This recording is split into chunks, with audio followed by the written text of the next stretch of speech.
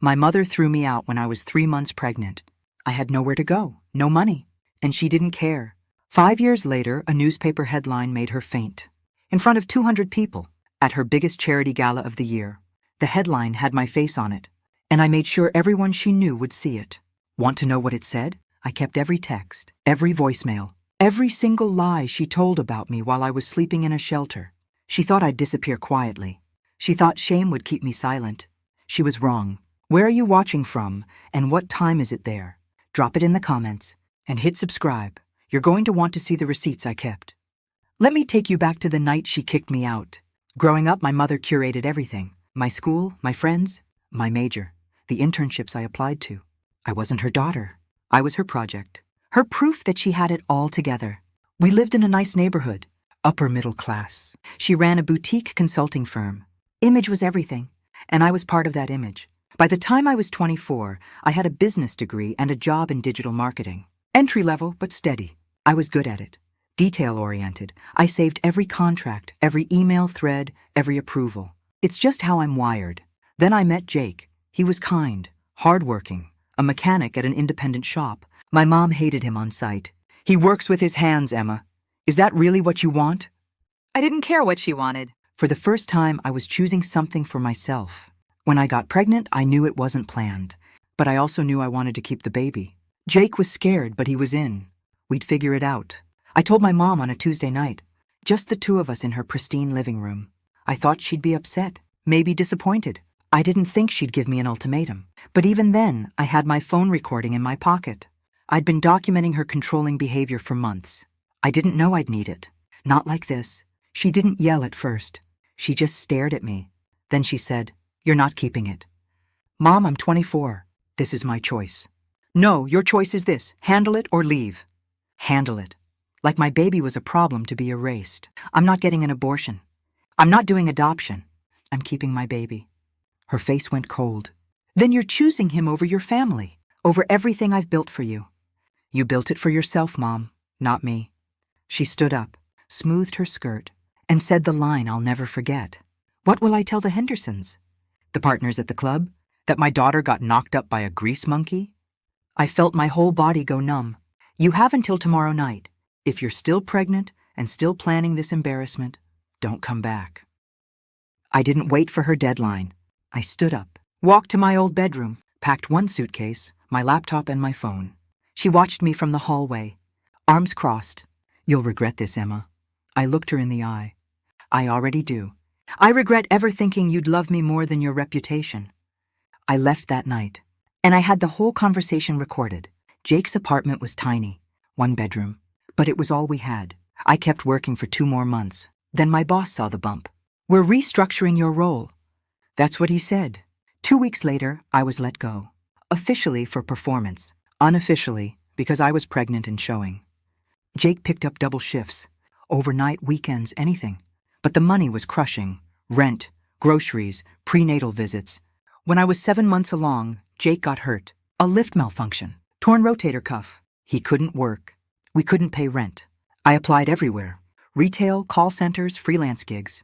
No one wanted a visibly pregnant woman with a gap in her resume. We moved to a friend's couch. Then a week-long motel. Then nothing. I went into labor in a county hospital. Alone. Jake was in the ER 2 floors down from his own injury follow-up. I held my daughter for the first time in a room with peeling paint and a flickering light. She deserved better. I had to do better. I checked my phone that night. My mother had posted a photo from a river cruise in Europe. Caption, "Blessed beyond measure." She never called, not once, but I still had my recordings. My screenshots. I didn't know what I'd do with them. Not yet. Then I got angry. And anger is fuel. I opened a folder on my laptop. I called it The Truth. I had 47 text messages from my mother. Here's one, sent 3 days after I left. "If you have that bastard's baby, you are no daughter of mine." I screenshotted it, added the timestamp. Then there were the voicemails. 8 of them. I transcribed every word. "You're an embarrassment. Don't ever use my name again." But the worst part? The lies she told everyone else. I found her Facebook posts. Public ones. March 28th. "Emma is doing so well in her marketing role abroad. So proud." April 2nd. My daughter is thriving in London. Missing her, but so happy for her journey. April 2nd. That was the day I checked into a Newark shelter. I took screenshots of every post. I cross-referenced them with my location data, my intake forms, my hospital check-in stamps. She told her friends, her clients, her entire social circle that I was living my best life overseas. Meanwhile, I was sleeping on a cot with my newborn in a shared room.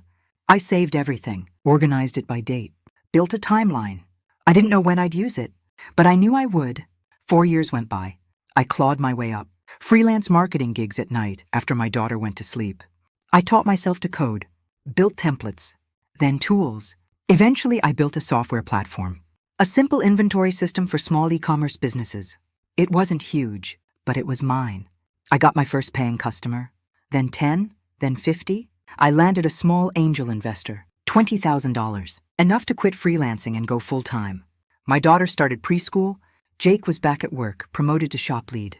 We were okay, not rich, but stable. Then my cousin Sarah sent me a text. Hey, your mom knows about your business? I'm sorry. I mentioned your LinkedIn at a family thing. 2 days later, I got an email. Darling, I've had time to reflect. I miss you. I want to meet my granddaughter. Let's put this behind us. Love, Mom. I deleted it. The next week, she showed up at my apartment. Knocked on the door with a teddy bear and a gift bag. I looked through the peephole. She was crying. My neighbors were watching. She was performing. Emma, please. I've changed. I just want to see her. To see you. I didn't open the door, but I knew she wasn't done. And I needed to know why now. Why after 4 years of silence? I did what I do best. I researched. I pulled her business name. Ran it through public records, court filings, liens. Her consulting firm had 2 active lawsuits. One from a client for breach of contract. $68,000. She was bleeding money. Then I found something worse. A Facebook group. Mothers in Faith. Semi-private, but a mutual friend was in it. She'd posted 3 days before showing up at my door. Prayers needed, friends. My daughter went through a very dark time, but we're rebuilding our relationship. Forgiveness is everything. God is good. I stared at that post for 10 minutes. We hadn't spoken in 5 years. She was setting up a narrative, painting herself as the forgiving, gracious mother, welcoming back her troubled daughter. I checked her LinkedIn. She'd updated her bio, passionate about second chances and family resilience. She wasn't sorry.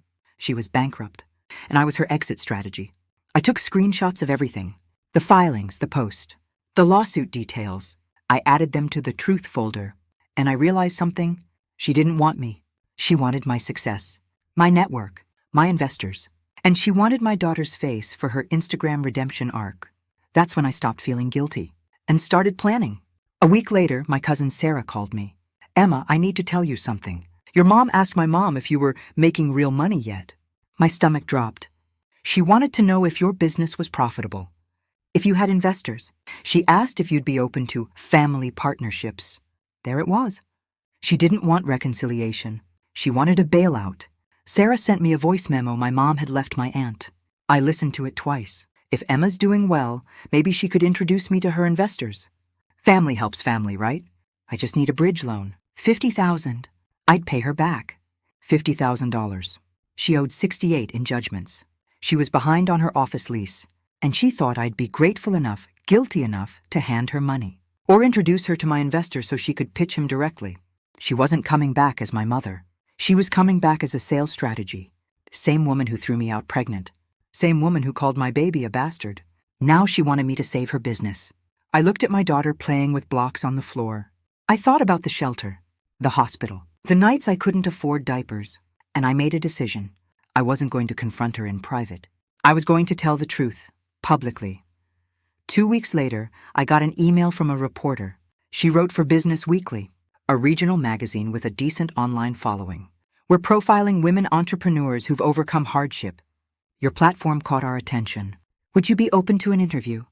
I stared at that email for an hour. Then I replied, yes. We set up a call. She asked about my background, my story, the hardship I'd overcome. I told her I'd been homeless, that I'd had a newborn in a shelter, that I'd built my business from nothing. She was hooked. Would you be willing to go on record about what led to that? It's okay if it's private. I took a breath. I'll go on record. But I have documentation. Screenshots, texts, voicemails, public posts. I want everything verified. She paused, then said, "Send it over." I sent her the folder, all of it. She called me back 2 days later. "Emma, this is airtight. If you're comfortable, I want to tell this story. The real story." I looked at the calendar. My mother's biggest charity gala was in 3 weeks. I smiled. "Let's publish the week of June 10th. June 10th, Gala Day. I wasn't doing this for revenge. I was doing it so my daughter would know that silence protects abusers, and truth protects us. The article went live at 6 a.m. on Wednesday, June 10th. The headline was simple. I was homeless and pregnant. Now I'm a CEO. How one mother built a $50 million platform after her family abandoned her. My face filled the photo.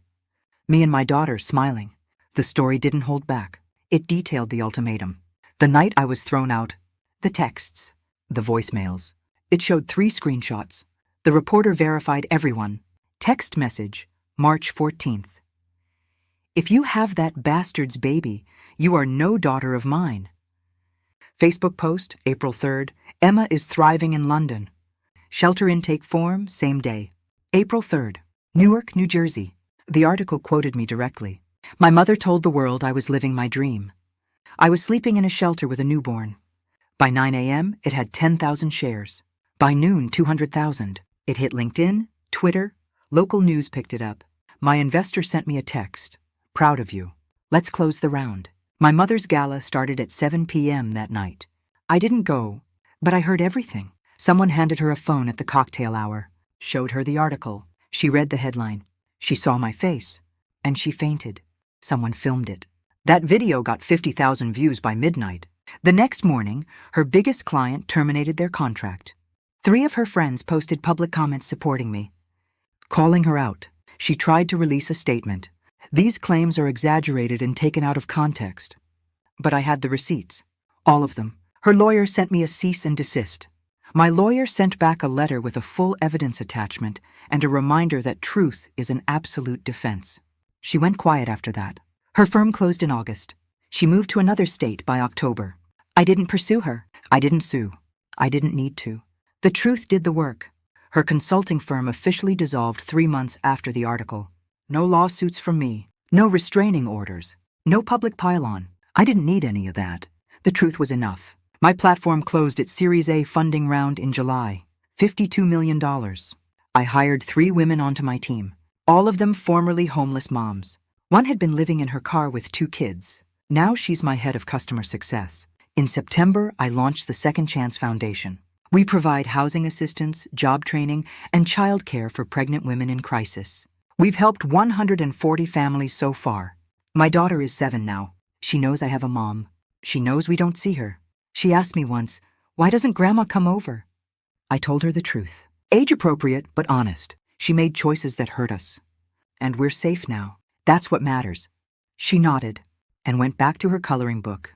Jake and I got married 2 years ago. Small ceremony. Just us, our daughter, and a few close friends.